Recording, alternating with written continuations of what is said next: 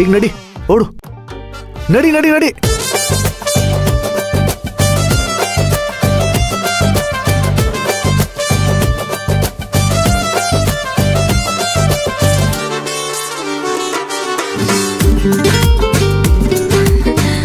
Hi ಬಾವಾ. Hi. Hi Surbhi.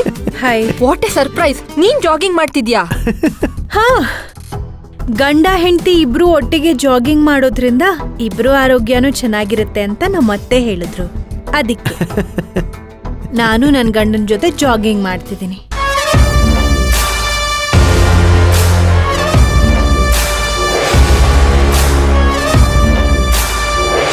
ಸರಿಯಾಗಿ ಹೇಳ್ದೆ.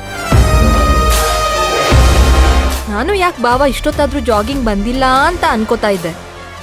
ನೀನ್ ಜೊತೆಗೆ ಬಂದ್ಯಲ್ಲ, ಅದಕ್ಕೆ ಸ್ಲೋ ಆಗಿದೆ ಅಂತ ಗೊತ್ತಾಯ್ತು.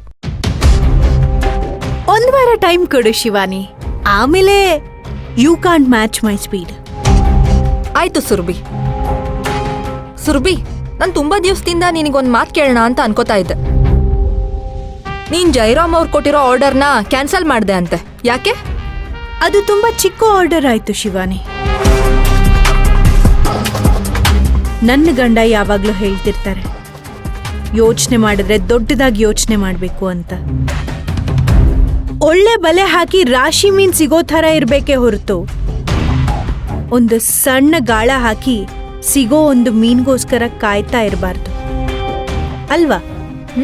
ಅಲ್ಲ ಸುರ್ಭಿ, ಈಗ ತಾನೇ ಬಿಸ್ನೆಸ್ ಶುರು ಮಾಡಿದ್ಯಾ, ಆಗ್ಲೇ ನೀನು ರಾಶಿ ಮೀನ್ಗಳ ಬಗ್ಗೆ ಯೋಚನೆ ಮಾಡ್ತಿದ್ಯಾ? ನಂದು ಸಿಂಪಲ್ ಲಿವಿಂಗ್ ಶಿವಾನಿ, ಆದ್ರೆ ಸ್ಮಾರ್ಟ್ ಥಿಂಕಿಂಗ್. ನೋಡ್ತಾ ಇರು, ಇದಕ್ಕಿಂತ ಅಪ್ಪನಂತ ಆರ್ಡರ್ನ ಆದಷ್ಟು ಬೇಗ ಹಿಡಿತೀನಿ. ಆಗ ನಿಂಗೆ ಗೊತ್ತಾಗುತ್ತೆ ಸ್ಕೈ ಈಸ್ ಮೈ ಲಿಮಿಟ್ ಅಂತ. ಆಯ್ತು, ಒಳ್ಳೆ ಆರ್ಡರೇ ಸಿಗ್ಲಿ. All the best. Thank you. Bye ಬಾವಾ. See you. ಬಾಯ್ ಸುರ್ಭಿ.